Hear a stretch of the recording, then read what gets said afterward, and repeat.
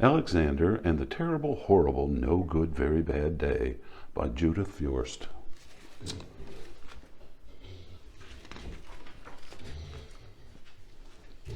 For Robert Lesher, with love and thanks. I went to sleep with gum in my mouth, and now there's gum in my hair.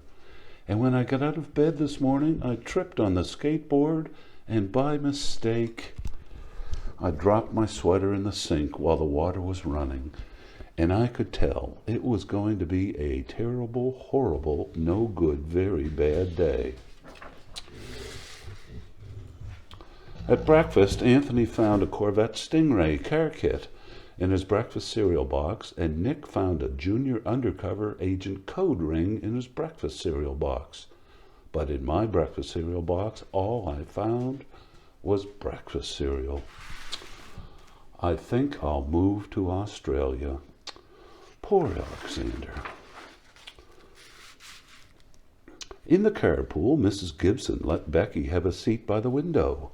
Audrey and Elliot got seats by the window too. I said I was being scrunched.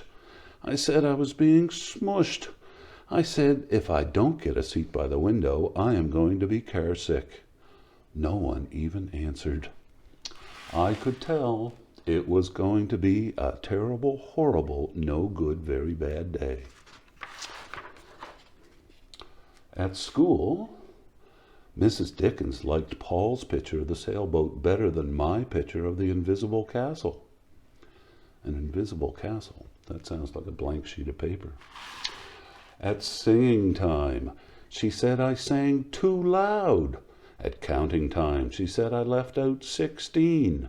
Who needs 16 anyway?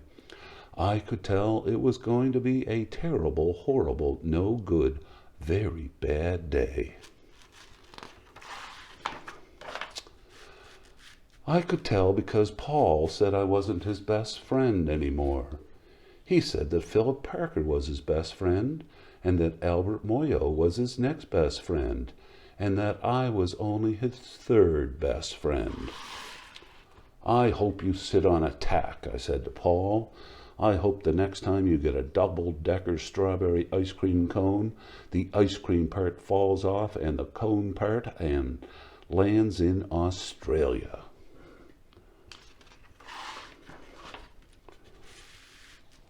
There were 2 cupcakes in Philip Parker's lunch bag, and Albert got a Hershey bar with almonds, and Paul's mother gave him a piece of jelly roll that had little coconut sprinkles on the top.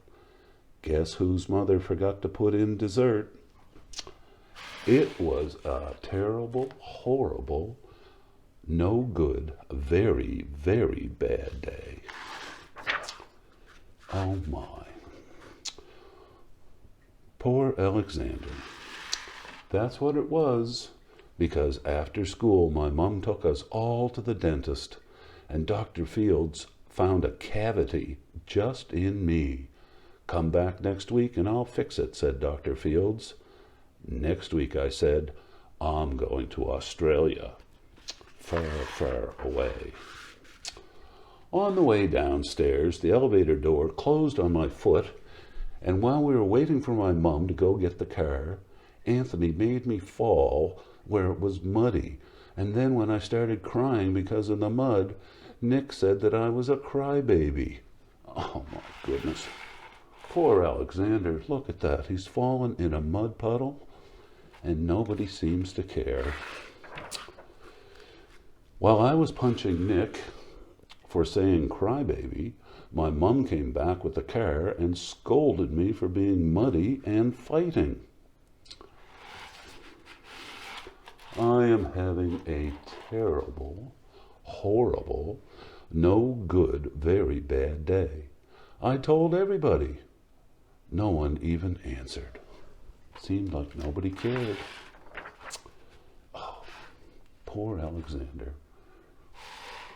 So then we went to the shoe store to buy some sneakers. Anthony chose white ones with blue stripes. Nick chose red ones with white stripes. I chose blue ones with red stripes. But then the shoe man said, "We're all sold out." They made me buy plain old white ones. but they can't make me wear them.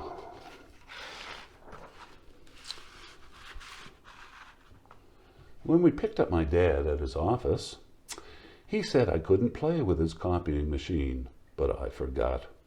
He also said to watch out for the books on his desk, and I was careful as I could be, except for my elbow. He also said don't fool around with his phone, but I think I called to Australia. My dad said please don't pick him up anymore. It was a terrible, horrible, no good, very bad day. Oh my goodness, look at the mess the poor Alexander has made. Look at the mess.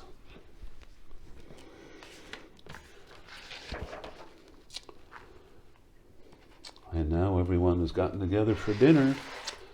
And wouldn't you know it, there were lima beans for dinner. And I hate lima beans. There was kissing on TV. And I hate kissing. Oh, and now it's bath time. My bath was too hot. I got soap in my eyes. My marble went down the drain. And I had to wear my railroad train pajamas. I hate my railroad train pajamas. Goodness gracious, Alexander's had a bad day. When I went to bed, Nick took back the pillow he said I could keep, and the Mickey Mouse nightlight burned out, and I bit my tongue. The cat wants to sleep with Anthony, not with me. It has been a terrible, horrible, no good, very bad day. My mom says some days are like that.